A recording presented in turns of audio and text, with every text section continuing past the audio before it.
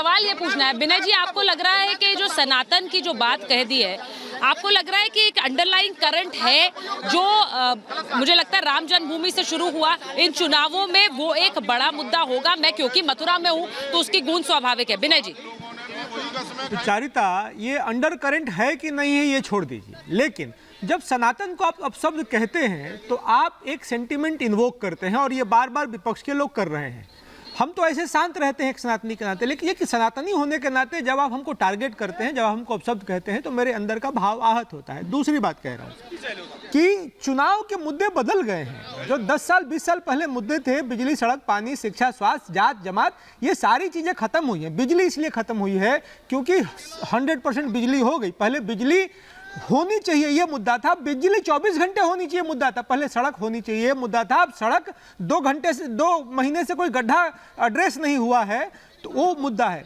Address नहीं जो voters हैं उनका एस्पिरेशन का जो लीग है वो बदला है और वो जात और जमात के बियॉन्ड गया है। विपक्ष आज भी उसी जात जमात पे अड़ा हुआ है और मुझे लगता है कि इसलिए हारेंगे। इसलिए हारेंगे। आप जनता के एस्पिरेशन के साथ आपकी स्पीड मैच नहीं हो रही है। जनता के जो एस्पिरेशंस हैं उनकी स्पीड ज्यादा है और विपक्ष जो है वो जनता के एस्पिरेशंस के साथ उनका स्पीड मैच नहीं कर रहा है। इसलिए मुझे लगता है सुचारिता जी, ये जो 400 पार का जो आंकड़ा है ये निश्चित मनुवाद आप लोगों ने बीजेपी और उनकी अलायंस पार्टी सनातन धर्म उसको अचीव करने वाले हैं। आप पूरी अच्छा, क्या ये ऐसा जमीन पर लग रहा है?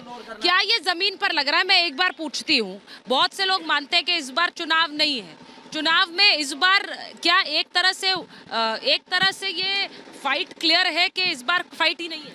मैम, फाइट क्लियर है। मोदी जी आएंगे 2024 में, पक्का है कि 100% मोदी जी आएंगे और उन्होंने बहुत अच्छा काम किया है। क्या अच्छा लगता है आपको उनके बारे में? बस सब काम किया उन्होंने, काम बहुत अच्छा काम। सब काम ईवीएम का मुद्दा उठाते हैं कि आज अब की बार ईवीएम में कुछ गड़बड़ी होगी, बट जब कांग्रेस विन करती थी तब बीजेपी तो नहीं बोलती थी कि ईवीएम में कोई इशू हो सकता है, लेकिन जब वो विन कर रहे हैं तो वो विन कर रहे हैं, लेकिन हम विन कर रहे हैं तो ईवीएम में।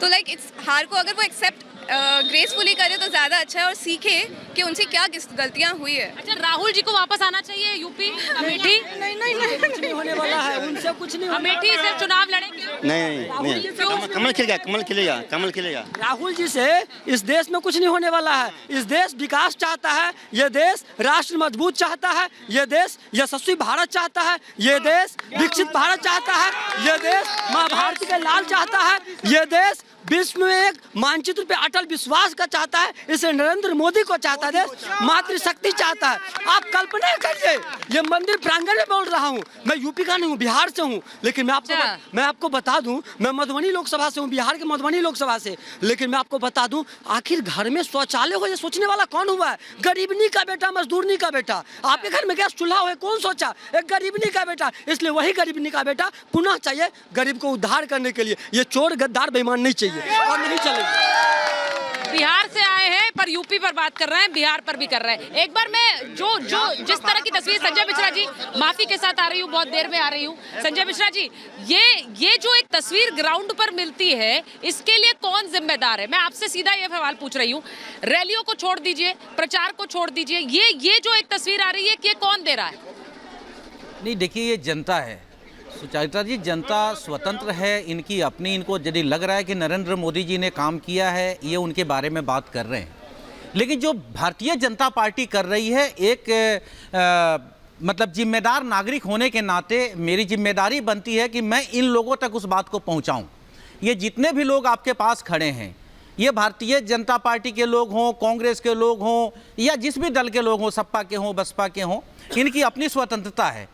लेकिन हमारे राकेश त्रिपाठी जी बैठे हैं। सुचारिता जी, एक गंभीर सवाल उठाना चाहता हूं मैं। 2018 से इन्होंने खेल शुरू किया और जो 18 का खेल है और राज्यों में 19 में इन्होंने कोई टारगेट सेट नहीं किया था। इस बार जो 400 पार के इन्होंने नारे दिए हैं, उसकी सच्चाई क्या है? बंगाल में इन्होंने नारा दिया अब की बार 200 पार, आ गए 60 के नीचे। दिल्ली में इन्होंने नारा दिया 2020 में अब की बार 45 पार, पाए कितना? 8 सीट। मिजोरम में इन्होंने नारा दिया अब की बार 21 पार, पाए कितना? 1 सीट।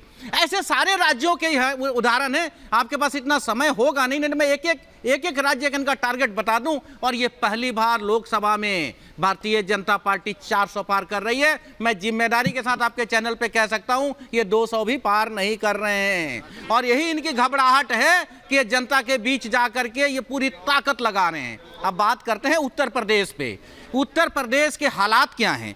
उत्तर प्रदेश में सुचारिता जी घर घर से एक ही आवाज आ रही है, और ये आवाज आप भी सुनेंगी तो आपको लगेगा कि ये हमारे पास एक किसी ने बना करके भेजा था कि मेरे नौकरी के द्वार कब खुल पाएंगे कौन बताएंगे। उत्तर प्रदेश के लोग पूछ रहे हैं कि मेरे नौकरी के द्वार कब खुल पाएंगे कौन बताएंगे। कहना राम जी से हालत नहीं ठीक है, कहना राम जी से हालत नहीं ठीक है, हो जाता पेपर हमेशा मेरा लीक है।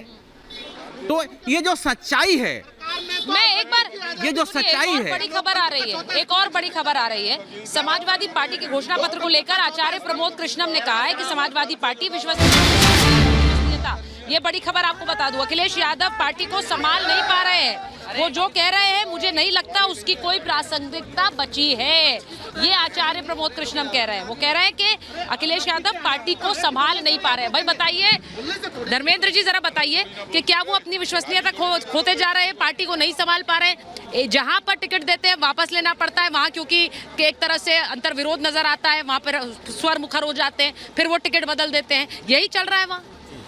सुचरिता जी, आप वरिष्ठ पत्रकार हैं। प्रमोद कृष्णन जी किस कैपेसिटी में बयान दे रहे हैं मैं नहीं जानता, कि वो किस दल में हैं और क्यों बयान दे रहे हैं ये मुझे नहीं पता, कि उन बयान दिलवा रहा उनको। मैं आपको मेरठ की सीट का जिक्र करता हूं जिस पे हम लोगों ने टिकट बदला है।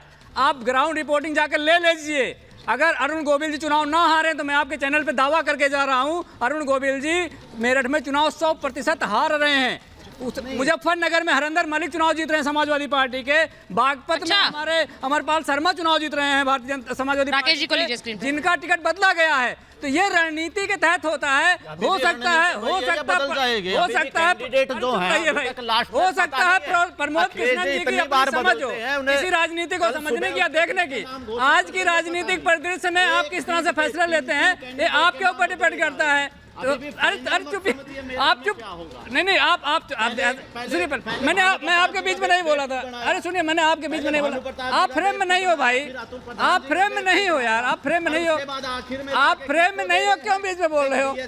आप फ्रेम में नहीं हो भाई, आप चुप रहो। आप नहीं धर्मेंद्र जी को बात करने दीजिए, प्रोफेसर साहब बात कंप्लीट कर ले। देखिए ये आपकी राजनीति का परिपक्वता है। आप एक निम्न स्तर का बयान दे सकते हैं राष्ट्रीय मीडिया चैनल पे, ये किसी मजे हुए राजनीतिक व्यक्ति का काम नहीं है। आप कितना एक सीट पर सिमट गए थे, रुकिए पहले, एक सीट जीतने वाले 0 सीट जीतने वाले नहीं, पर आपने अच्छा ये तो आपने बता दिया कि मेरठ से अरुण गोविल हार रहे हैं। मुझे बताइए, आपने कह दिया अरुण गोविल मेरठ की सीट हार रहे हैं। आप कहाँ खड़े थे उस समय? मुझे ये बताइए कितनी वहाँ जीत कौन रहा है? कैप्सूल मिलता है, उस कैप्सूल खाते हैं और आगे मीडियम पढ़ना शुरू कर देते हैं।